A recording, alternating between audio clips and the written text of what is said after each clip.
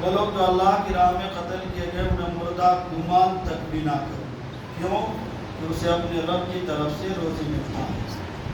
اچھا، شہیدوں کو روزی کس طرح ملتا ہے میں نے آپ کو حدیث کی روشنی میں سنا دیا کہ شہید جو ہے سبز پرندوں کے قلبوں میں رہتے ہیں اور ان کے لیے آسمان میں قنادیل لٹکائے گئے ہیں اور جنت میں سیر کرتے رہتے ہیں اور میوے کھاتے رہتے ہیں. الحمدللہ.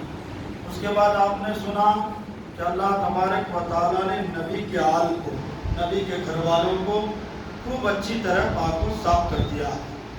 جیسا کہ قرآن اعلان کر رہا ہے انما یرید اللہ لیذھب عنکم الرجس اہل البیت ویطہرکم تطہیرا. اللہ تو یہی چاہتا ہے نبی کے گھر والوں کہ اللہ پاک نے نبی کے گھر والوں کو پاک و صاف کر کے خوب ستھرا کر دیا ہے.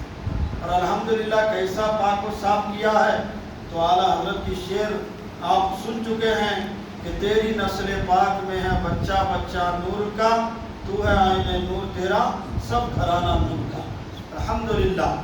اس کے بعد آج پھر اس آیت کریمہ جب نازل ہوئی تو آپ نے سنا کہ اللہ کے نبی جب بھی فجر کی نماز میں جاتے تھے تو فاطمہ کے گھر کی طرف سے جاتے تھے تو کیا کہتے تھے؟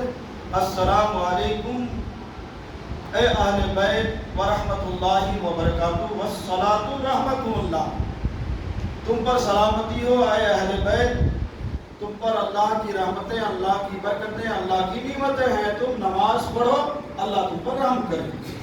الحمدللہ. یہاں تک آپ نے بات سنی. اور پھر میں نے آپ سے کہا کہ کی محبت، نبی کی محبت، نبی کی محبت اللہ کی محبت، اور اللہ کی محبت جنت میں لے کر کے جائے گی.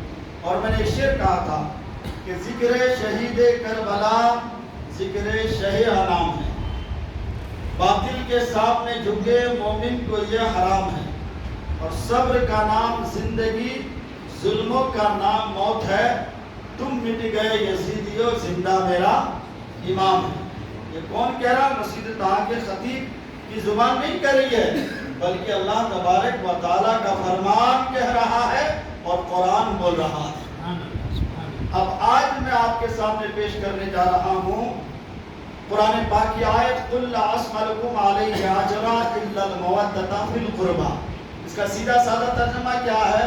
اے نبی آپ ان لوگوں سے کہہ دیجئے کہ مجھے کچھ بھی نہیں چاہیے اجر یا بدلہ، بس میری اہل بیت سے محبت کرو، میرے قرابت سے محبت کرو.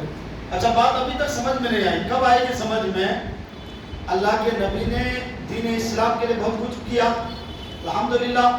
یہ پوری دنیا جانتی ہے، پورے ملت اسلامیہ کو معلوم ہے کہ سرکار اسلام ہم تک پہنچانے کے لیے سرکار گالیاں کھائے، سرکار کو جو ہے خون سے لہو لہان کیا گیا، سرکار کو جو ہے مکے چھوڑنے پر مجبور کیا گیا، سرکار کے صحابہ کو بے حساب تکلیفیں دی گئی، اور سرکار دو عالم صلی اللہ تعالیٰ علیہ وسلم کے اہل بیت کو جو ہے ستایا گیا، ان کے اوپر ظلم و ستم کیا گیا، ان کے اوپر پانی بند کر دیا گیا.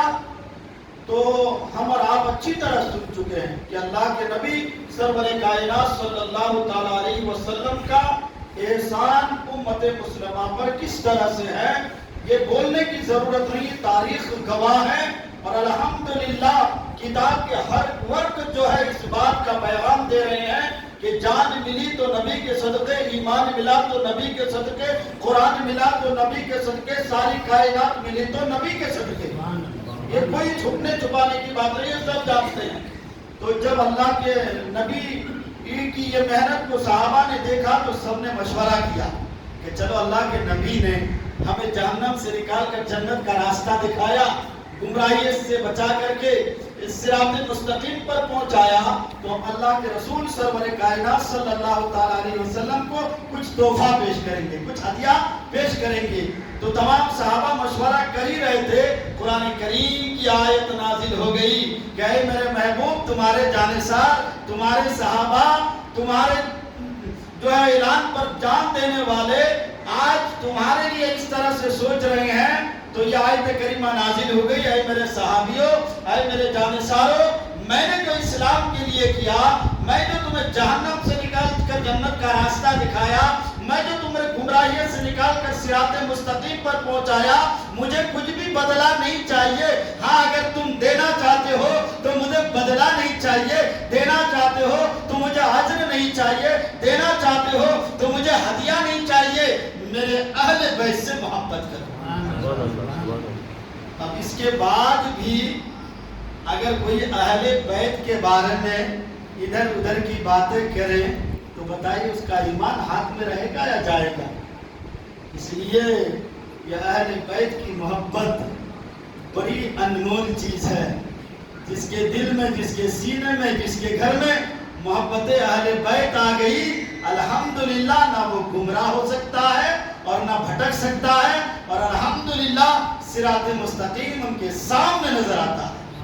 تو آج اس آیت کریمہ پر چند باتیں آپ سماعت کیجئے، انشاءاللہ دل کو پاک پڑھیے۔ اللہم صلی اللہ مولانا محمد بارک وسلم، صلاۃ و سلام علیکہ یا رسول اللہ صلی اللہ تعالی علیہ وسلم۔ عالم دین لوگ سامنے آ جائے کریں اور ایک بار محبت کے ساتھ درود پڑھیں۔ اللہم صلی علی سیدنا شفیعنا حبیبنا و مولانا محمد بارک وسلم، صلاۃ و سلام علیکہ یا رسول اللہ صلی اللہ تعالی علیہ وسلم۔ دشت کربلا کو عرش کا سینہ بنا دیا، تو نے حسین مرنے کو جینا بنا دیا، اور ہر ذرہ کو نجف کا نگینہ بنا دیا، مصطفیٰ نے جنگل کو مدینہ بنا دیا۔ سبحان اللہ۔ مصطفیٰ نے جنگل کو مدینہ بنا دیا۔ تاریخ بھی آئی ہے، تاریخ کیا کہہ رہی ہے کہ لوگ کیا بولتے ہیں کہ حضرت امام حسین علی مقام رضی اللہ تعالیٰ عنہ جو ہے حکومت کے لیے جو ہے لڑ رہے تھے، بلکہ آپ کو معلوم ہے کہ آپ کو حکومت کی ضرورت نہیں تھی، حکومت تو آپ کے نانا کی جاگیر تھی اور حکومت تو آپ کے گھرانے کی جاگیر تھی۔ بس صرف اس لیے امام حسین علی مقام جو ہے کربلا گئے تاکہ لوگوں کو حق کا پیغام ملے، لوگوں کو اسلام کی سچی محبت ملے۔ اور پھر کوفیوں نے جو آپ کو بلایا ہے، آپ کو بلا کر کے کوفاؤں نے جو آپ کو دھوکہ دیا ہے، یہ تو سب کے سامنے یہ بات ظاہر ہے کہ آج بھی کوفیوں نے اس طرح سے نبی کے گھر والوں کو دھوکہ دیا، اس طرح دھوکہ دیا کہ آج بھی اگر ہم اپنی زبان میں کوئی کسی سخت آدمی کو دیکھتے ہیں تو کیا کہتے تھے؟ تو کوفی ہے نا؟ تو یہ لوگ امام حسین علیہ مقام کو اچھی طرح سے جو ہے بلایا بھی اور پھر انہیں دھوکہ بھی دیا۔ اصل میں کیا تھا؟ کوفیوں کی محبت نبی کے نواسے کے ساتھ تھی، مگر تلواریں یزید کے ساتھ تھی۔ ابھی آپ آگے چلیں گے، میں تھوڑا بچپن کی طرف آ کے پھر تاریخ کی طرف آ رہا ہوں۔ اس لیے ایک شاعر کہتے ہیں، ٹوٹے ہوئے دلوں کا سہارا حسین ہے، ڈوبے نہ جو فلک پہ وہ تارا حسین ہے۔ اہل خرد سمجھ نہ سکے کیا حسین ہے، نانا کے جسم پاک کا سایہ حسین ہے۔ بیت نا کی قبول مگر سر کٹا دیا، ایسا کون جہاں میں جیسا حسین ہے، ایسا کون ہے جہاں میں جیسا حسین ہے۔ اور بزم رسول پاک میں دیکھا ہے راز نے، سرکار ہے چراغا اجالا حسین ہے۔ اللہ کے پیارے نبی سرور کائنات صلی اللہ تعالی علیہ وسلم تشریف فرما ہے، آپ کی چچی حضرت ام الفضل رضی اللہ تعالیٰ عنہ گھبرائی ہوئی نبی کی بارگاہ میں حاضر ہوتی ہے، عرض کرتے یا رسول اللہ میں نے خواب دیکھا ہے، جس خواب کے دیکھنے کے بعد مجھے ڈر ہو رہا ہے۔ میرے آقا صلی اللہ علیہ وسلم نے فرمایا کیا خواب دیکھا ہے؟ کہا خواب یہ ہے کہ فاطمہ کے جسم سے گوشت کا ٹکڑا کاٹا گیا اور آپ کے گود میں دیا گیا۔ میرے آقا مسکرائے اور مسکرا کر کہا یہ تو اچھا خواب ہے کہ میرے فاطمہ کے گھر بیٹا پیدا ہوگا اور میرے گود میں دیا جائے گا۔ میرے آقا مسجد نبوی شریف میں تشریف فرمائے، اتنے میں آپ کی چچی جو ہے حضرت ام الفضل رضی اللہ تعالیٰ عنہ جو ہے دوڑتی ہوئی گئی، کہا مبارک ہو خاتم النبیین، مبارک ہو امام الانبیاء، مبارک ہو تاجدار مدینہ، مبارک ہو سرور قلب و سینہ، اس لیے کہ آپ کے بیٹی حضرت فاطمہ کے گھر بیٹا پیدا ہوا۔ سبحان اللہ۔ میرے آقا صلی اللہ علیہ وسلم تشریف لاتے ہیں اور پھر جو ہے تاریخ بتاتی ہے، روایت میں آتا ہے ایک سفید کپڑے میں لپٹ کر کے اللہ کے نبی سرور کائنات صلی اللہ تعالیٰ علیہ وسلم کے گود میں حضرت امام حسین عالی مقام رضی اللہ تعالیٰ عنہ کو پیش کیا جاتا ہے۔ میرے آقا صلی اللہ تعالیٰ علیہ وسلم جب یہ اپنے نواسے کو دیکھتے ہیں کہ اتنا خوبصورت ہے تو میرے آقا صلی اللہ علیہ وسلم حضرت امام حسین کو گٹی دیتے ہیں۔ اللہ اکبر، کتنا خوش نصیب ہے وہ نواسا، کتنا خوش نصیب ہے وہ بچہ۔ اگر سب سے پہلے نبوت کے لعاب دہن اس کو مل رہا ہے، پھر میرے آقا اذان دیتے ایک کان میں اور ایک کان میں اقامت دیتے ہیں، پھر میرے آقا صلی اللہ تعالیٰ علیہ وسلم جو ہے امام حسین علی مقام کو دے کر خوشی سے مسکراہٹیں بکھر رہی ہیں۔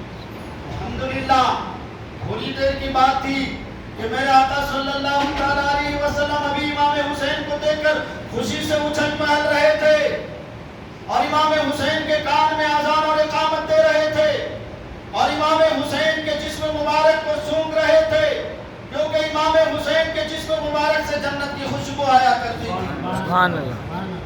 اس پر صحابہ نے ایک بار آپ سے عرض کیا، یا رسول اللہ یہ بات تو سمجھ میں آ رہی ہے کہ آپ حسین کو چومتے ہیں، حسین کو جو ہے آپ گٹی دیتے ہیں، حسین سے اتنا پیار کرتے ہیں، حسین کو اپنے سینے میں اٹھا لیتے ہیں، مگر یہ بات سمجھ میں نہیں آ رہی کہ حسین کو آپ سونگتے کیوں ہیں؟ تو اس پر میرے آقا صلی اللہ علیہ وسلم نے جواب کیا ارشاد فرمایا، اس لیے میں حسین کو سنتا ہوں کہ اس کے جسم سے جنت کی خوشبو آیا کرتی ہے۔ سبحان اللہ۔ معلوم یہ ہوا کہ حسین کوئی معمولی بچہ نہیں ہے، حسین کی عظمت کوئی معمولی نہیں ہے اور حسین کی محبت بھی کوئی معمولی نہیں ہے۔ وہ خوش نصیب ہے جس کے دل میں امام علی مقام کی محبت آ گئی، کربلا والوں کی محبت آ گئی، اہل بیت کی محبت آ گئی، وہ خوش نصیب ہے۔ پھر آقا کریم صلی اللہ تعالیٰ علیہ وسلم، تھوڑا آپ کو جو ہے سمجھنے میں ٹائم لگے گا کیونکہ میں تھوڑی تاریخ لے کر کے چلے جا رہا ہوں۔ اگر میں کہہ دوں کہ آپ کو تو بات آپ کی جلدی سمجھ میں آئے گی، آپ کہیں گے کہ بیان اچھا ہو گیا ہے۔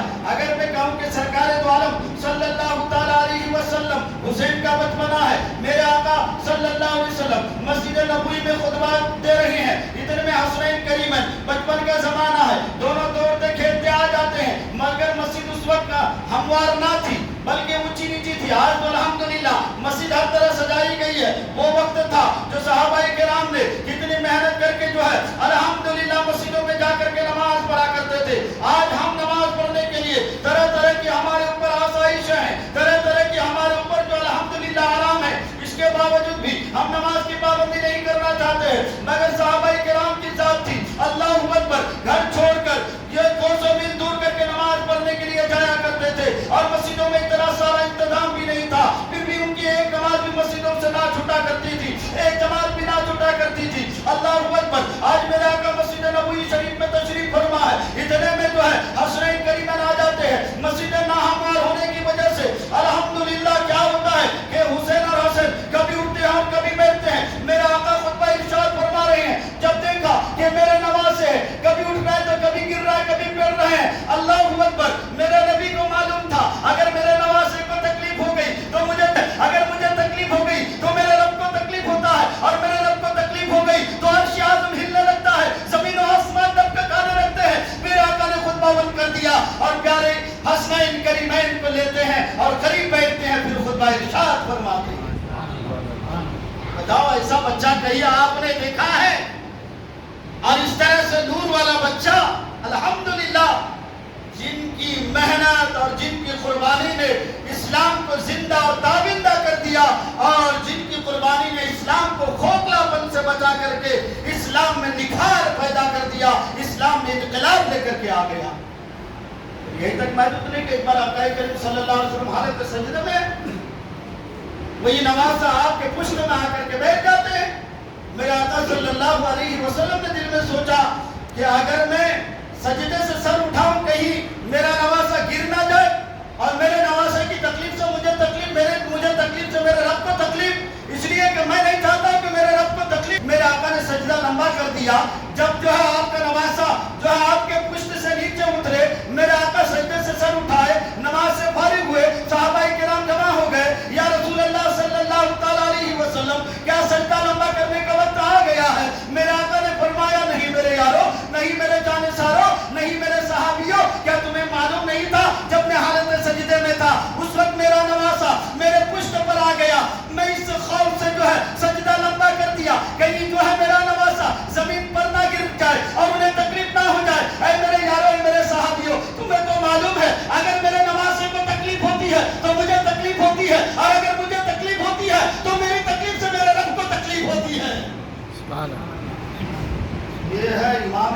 علی مقام. خیر اس طرف اتنے بچپنا کی طرف بچپن کے بہت سارے واقعات ہیں, بہت ساری جو ہے باتیں ہیں. الحمدللہ اشارہ آپ کے لیے کافی ہے. تو یہ امام حسین علی مقام رضی اللہ تعالیٰ عنہ میرے آقا صلی اللہ علیہ وسلم کی گود میں ہیں اور خوشی سے مسکراہٹ پہ بکھر رہے ہیں. یکایک آپ کا چہرہ مبارک بدل جاتا ہے. حضرت ام الفضل رضی اللہ تعالیٰ عنہ عرض کرتی ہے, یا رسول اللہ, ابھی ہم نے آپ کو دیکھا کہ ابھی آپ کا چہرہ خوشی سے مسکراہٹ پہ بکھر رہے تھے اور یکایک آپ کا چہرہ بدل گیا. تو میرے آقا صلی اللہ علیہ وسلم نے ارشاد فرمایا, حضرت جبرائیل امین آئے, میدان کربلا سامنے آیا اور جبرائیل نے اس بات کی خبر دی, یا رسول اللہ, جس نواسے سے آپ اتنی محبت کر رہے ہیں, جس نواسے سے آپ اتنا پیار کر رہے ہیں, آپ کے اس نواسے کو کربلا میں شہید کر دیا جائے گا. ایک طرف تو میرے نواسے کی آنے کی محبت جس کی وجہ سے میرے چہرے میں مسکراہٹ ہے, اور ایک طرف جبرائیل امین کی خبر کہ اس نواسے کو کربلا میں شہید کر دیا جائے گا. تاریخ بتاتی ہے, روایت میں آتا ہے کہ حضرت جبرائیل امین نے کربلا کی مٹی لا کر میرے آقا کو دیا اور میرے آقا نے اس مٹی کو حضرت ام سلمہ رضی اللہ تعالیٰ عنہ کے حوالے کیا اور کہا کہ اس کو جمع کر کے رکھ دو. حضرت ام سلمہ جو ہے اس مٹی کو ایک بوتل میں رکھ دیتی ہے. میرے آقا نے فرمایا تھا, جس دن یہ مٹی خون بن جائے تو سمجھ جانا کربلا کے میدان میں میرے نواسے کو شہید کر دیا گیا. جب کربلا کی جنگ لڑی جا رہی تھی, جب مدینے سے یہ لوگ گئے تھے کوفہ اور پھر کربلا میں امام حسین شہید ہو رہے تھے, ان کا گھرانہ شہید ہو رہا تھا, ننھے منھے بچوں کے اوپر پانی بند کر دیا گیا تھا, علی اصغر کو پیاسا رکھا گیا تھا, علی اصغر کو ستایا گیا تھا, اور محمد کی روحیں تڑپ رہی تھی. تو اس وقت حضرت ام سلمہ مدینہ شریف میں تھی. کہتے کہ ابھی ادھر کربلا کی میں جو ہے امام حسین کی شہادت ہو رہی ہے, تو ادھر جو ہے یہ مٹی جو جبرائیل امین لا کر کے دیے تھے یہ خون بن جاتا ہے. کیونکہ اس وقت تو ٹائم, ابھی تو یہاں کی خبر وہاں کی خبر سیکنڈوں میں منٹوں میں چلے جاتے ہیں, اس وقت جو ہے خبریں جلدی نہیں پہنچتی تھی. تو ابھی کربلا والے واپس نہیں آئے تھے, اس سے پہلے حضرت ام سلمہ نے دیکھا کہ پانی مٹی خون بن گیا ہے, تو کربلا میں نواسائے رسول شہید ہو گئے ہیں. تو آپ نے مدینہ میں اعلان کر دیا کہ نواسائے رسول کو کربلا میں شہید کر دیا. آقا کریم صلی اللہ تعالیٰ علیہ وسلم کو دیکھ کر حضرت ام سلمہ نے کہا, یا رسول اللہ, آپ اس طرح سے آپ کا چہرہ بدل گیا. کہا کہ جبرائیل امین آئے اور کربلا میں میرے نواسے کو شہید کیا جائے گا.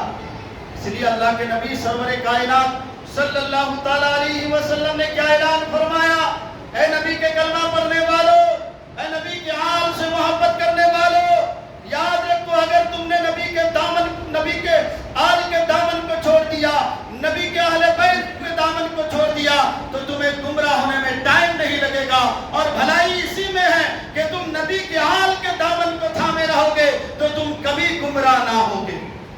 پر ایک لمبی روایت ہے, آقا کریم سرور کائنات صلی اللہ تعالیٰ علیہ وسلم نے ایک موقع پر اپنی امت کو مخاطب کر کے فرمایا کہ اے میرے امت کے لوگوں, میں تمہارے درمیان دو چیزیں چھوڑ رہا ہوں, ایک قرآن اور ایک اہل بیت. یہ دونوں ساتھ رہیں گے, ان کا راستہ کبھی الگ نہ ہوگا حتیٰ کہ حوض کوثر پر آ کر ہم سے ملاقات کریں گے. اگر تم ان کے دامن سے تھامے رہو گے تو کبھی گمراہ نہ ہوگے. الحمدللہ تاریخ گواہ ہے, کربلا کی جنگ جو لڑ کے کتنے سال کا عرصہ گزر گیا, الحمدللہ آج بھی جن کے دل میں نبی کے آل کی محبت ہے, الحمدللہ ان کا گھر جھنڈے سے لہرا رہا ہے, ان کے گھر میں الحمدللہ اہل بیت کی خوشبو مہک رہی ہے, اور الحمدللہ اہل بیت کی محبتوں سے وہ اپنے آپ کو بھی زندہ کر رہا ہے اور اپنے گھر والوں کو بھی زندہ کر رہا ہے. امام حسین علی مقام رضی اللہ تعالیٰ عنہ کی ذات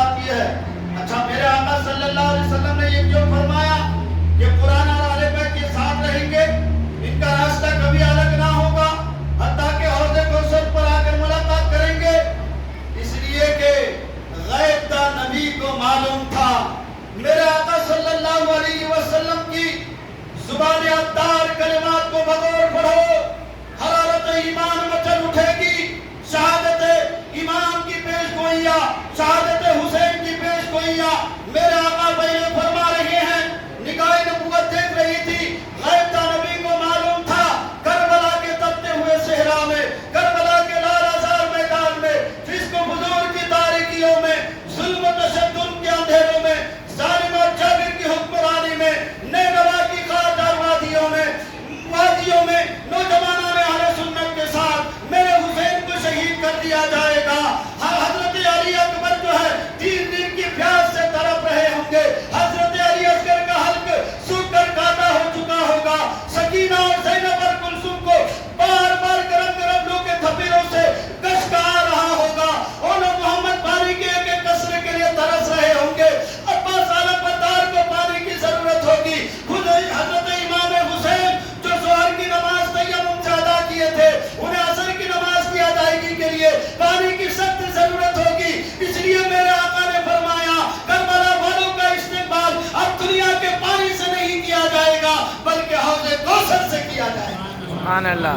इसलिए मेरे आका ने फरमाया कि ये दोनों साथ रहेंगे, कभी इनका रास्ता अलग ना होगा, हत्ता के हौज़े कौसर पर आकर हमसे मुलाकात करेंगे। आज लोग तरह तरह की बातें करते हैं। अरे हुसैन का तो मुकद्दर था कुर्बान होना, हुसैन का तो मुकद्दर था शहीद होना। इसलिए कि इमाम हुसैन की शहादत से इस्लाम को जिंदा होना था, इस्लाम को महकना था, इस्लाम में खुशबू फैलना था और नबी के कलमा पढ़ने वालों को दीन का सही सबक हासिल करना था। लोग बोलते हैं कि इमाम हुसैन अगर नबी ने उंगली का इशारा किया तो चांद 2 टुकड़े हो गए, नबी ने इशारा किया तो डूबा हुआ सूरज अली के लिए पलट आया, नबी ने जो है उंगली को इशारा किया तो नाखून से पानी के चश्मे जारी हो गए और सहाबाए किराम सैराब हो गए। तो फिर नबी ने दुआ क्यों नहीं की बचने के लिए? मेरे नबी ने दुआ करते तो यकीनन बाजी बदल जाती, क्योंकि वो गैब नबी है, उनके बारे में तुम नहीं जानते हैं। नबी और नबी ही के बारे में नबी जानते और अल्लाह जानता है। इसलिए हमारी आपकी कोई हकीकत नहीं है। मेरे आका को मालूम था कि हुसैन की कुर्बानी से इस्लाम को जो है इस्लाम में रौनक पैदा होना है। मेरे आका तो दुआ करते, अल्लाह दुआ करते हैं, तारीफ में आया है, दुआ किया है। जब खबर पहुंची कि अल्लाह तेरी यही मर्जी है तो मेरे हुसैन तेरी राह में कुर्बान होने के लिए तैयार है। तेरी अगर यही मर्जी है तो मेरा हुसैन, मेरा नवासा, जिसको मैं अपनी जान से भी ज्यादा प्यार करता हूं, अगर तेरी यही मर्जी है तो तेरी राह में कुर्बान होने के लिए तैयार है। तो उस इमाम हुसैन के लिए मेरे आका सल्लल्लाहु अलैहि वसल्लम करबला में शहीद ना हो, आपने दुआ नहीं की, बल्कि शहीद हो और अल्लाह की राह में आपकी कुर्बानी कबूल हो, आपने दुआ फरमाई। तो लोग इस तरह की जहालत की बातें बोलते रहते हैं। ऐसे लोगों थोड़ा होशियार रहिए और नबी के आल की मोहब्बत से आपको दूर करना चाहते हैं, ऐसे उसे थोड़ा होशियार रहिए। दुरूद पाक पढ़िए। मौलाना मोहम्मद सल्लल्लाहु अलैहि वसल्लम अलैका या रसूल अल्लाह सल्लल्लाहु तआला अलैहि वसल्लम। क्या आपने वो बात नहीं सुनी? और कितनी प्यारी सी बात है, और जितना सुनते हैं उतना सुनने का मन करता है, जितना सुनाते उतना सुनाने का मन करता है। ये नबी के घराने की बात है और ये बातें सुनने के बाद हमारी जो है तारीखियां, हमारी जिहालतें दूर हो रही है और हमारे दिलों में, सीनों में जो है अल्हम्दुलिल्लाह इल्म की रोशनी आ रही है। क्या एक मौका पर हजरत उमर के बच्चे और हजरत इमाम हुसैन अली मकाम खेल रहे थे? क्या कहा इमाम हुसैन ने? बचपन का जमाना, क्या कहा कि जाओ, तुम्हारे अब्बा तो मेरे अब्बा के नौकर हैं, गुलाम हैं। ये बात को लेकर हजरत उमर रजी अल्लाह तआला अन्हु के बच्चे आपके पास दौड़ करके कहा, अब्बा जान हुसैन ऐसा कह। तो जब भी हजरत उमर ने सुना कि हकीकत में ऐसा कर रहे हैं, हाँ अब्बू जान हुसैन ऐसा कर रहे हैं, क्या सही में ऐसा कर रहा? हाँ अब्बू जान सही में कर रहे हैं। कभी हुसैन को बुला कर लाओ। हुसैन को बुला करके लाए। हुसैन सोच रहे थे कि शायद मुझे सजा मिलेगी। जब हुसैन के कहा, हुसैन तुमने ऐसा कहा मैंने ऐसा कहा, हुसैन लिख के दे दो, इसलिए कि अगर तुम लिख के दे दोगे कि हम और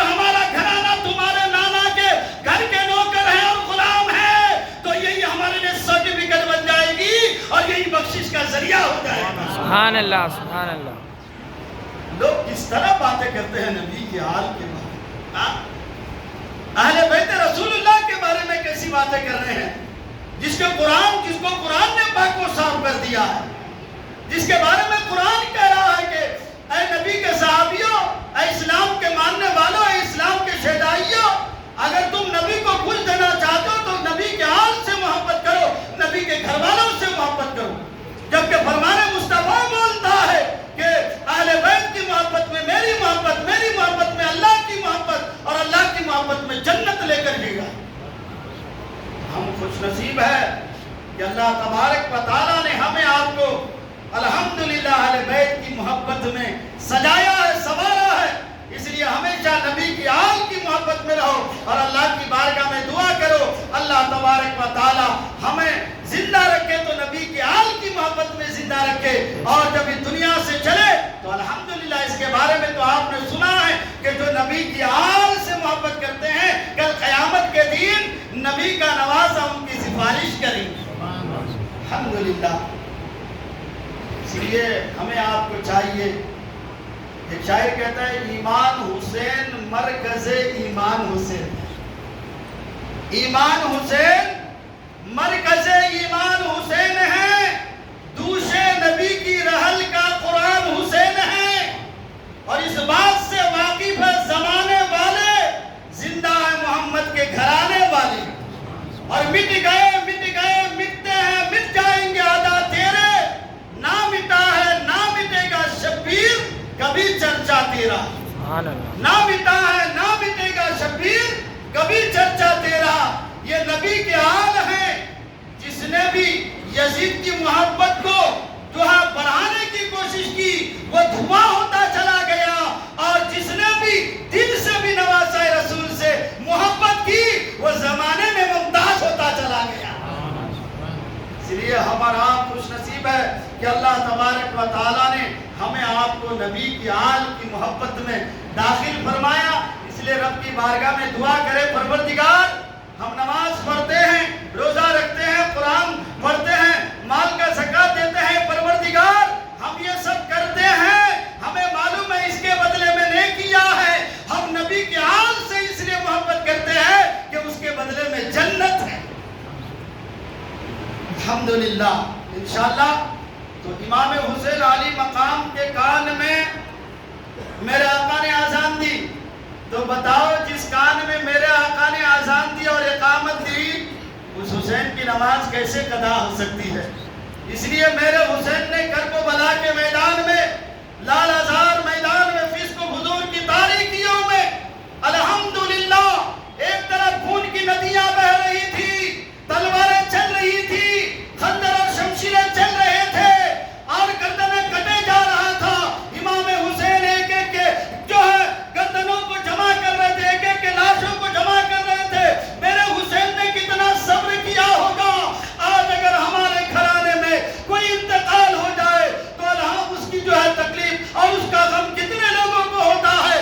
میں کہتا ہوں میرے حسین نے جیسا صبر کیا آج دنیا میں کوئی صبر نہ کر سکا. اللہ اکبر, ان کے سامنے 18 سال کی علی اصغر کی قربانی ہو رہی ہے اور لاشوں پر گھوڑے دوڑائے جا رہے ہیں, میرے حسین صبر کر رہے ہیں.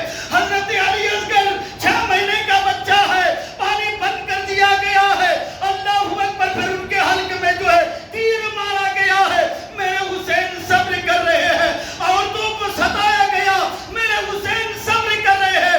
میرے حسین نے صبر کر کے یہ بتایا کہ حسین کا صبر میرے نانا کی امتی کی بخشش کا ذریعہ ہے. جس طرح ان کی ماں نے کہا تھا کہ جب کئی دن تک آپ نے افطار کے لیے کچھ بھی نہیں تھا, روٹی بنائے, پھر سوچا کہ ہم تو افطار کر رہے ہیں, بابا جان بھی افطار کیے کہ نہیں.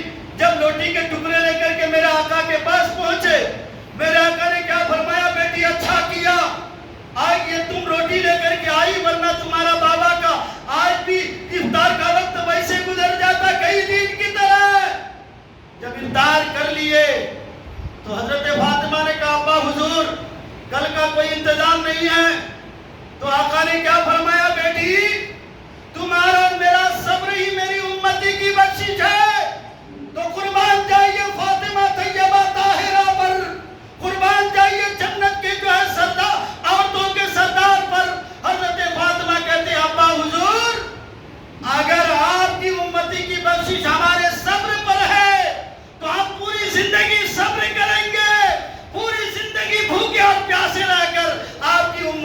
بخشش کرائیں گے۔ یہ وہ گھرانہ ہے جس نبی کے صدقے نماز ملی، جس نبی کے آل کی محبت میں سب کچھ ملا۔ آج لوگ 5 وقت کی نماز پڑھ کر کے اپنے آپ کو اتنا تکبر اور گھمنڈ میں کر رہا ہے کہ امام حسین کو یزید کے ساتھ ملا دیتے ہیں اور امام حسین کی محبت کو یزید کے ساتھ ترجیح دیتے ہیں۔ ارے یزید کون ہے؟ یزید کی بربریت کیا ہے؟ آپ نے نہیں سنا؟ یزید کی بربریت تو یہ ہے کہ امام حسین علی مقام کی جو ہے گھرانے کو ایک ایک کر کے جو ہے شہید کر رہے ہیں، مگر یزید کا دل پتھر کا پتھر بنا ہوا ہے اور ذرا بھی احساس نہیں ہو رہا۔ آج بھی لوگ بولتے ہیں کہ یزید کو تم جنتی کہنے والے کون ہو؟ تم کون ہو جنتی کہنے والے؟ اس لیے یزید کے بارے میں خاموش رہا جائے، مگر اللہ کے رسول کی اس حدیث پر بھی عمل کیجئے جس نواسے کے لیے اللہ کے نبی نے اپنا خطبہ بند کر دیا، جس نبی نے اپنے نواسے کے لیے الحمدللہ جو ہے سجدے لمبے کر دیے، جس نبی نے اپنے نواسے کو سینے پہ چڑھایا کرتے تھے، جس نبی نے اپنے جو ہے نواسے کے لیے اتنی محبت اپنے نواسے سے کی، الحمدللہ میرے آقا صلی اللہ تعالیٰ علیہ وسلم کا وہ نواسا جنہوں نے اسلام کو نکھارا، اسلام کو سجایا، اسلام کو سنوارا اور امت مسلمہ کو ایک حق کا پیغام دے کر کے بتایا، اے لوگوں اسلام محبت کا نام ہے، نفرت کا نام نہیں۔ اے لوگوں اسلام شراب پینے کا نام نہیں ہے، نماز پڑھنے کا نام ہے۔ اے لوگوں اسلام جھوٹ اور تاشے کا نام نہیں ہے، بلکہ قرآن کی تلاوت کا نام ہے۔ اے لوگوں اسلام مکاری اور عیاشی کا نام نہیں ہے، بلکہ ذکر خدا کا نام ہے۔ میرے حسین نے یہ پیغام لوگوں کو دے کر کے اسلام کو بچایا، سجایا۔ انشاءاللہ آپ آنے والا جمعہ آئیے، ایسی تھوڑی تھوڑی تاریخ آگے بڑھاتے رہیں گے۔ اللہ تعالی ہمیں آپ کو تمام لوگوں کو عمل کی توفیق عطا فرمائے۔ السلام علیکم ورحمۃ اللہ وبرکاتہ۔ سنتوں سے فارغ ہو جائے۔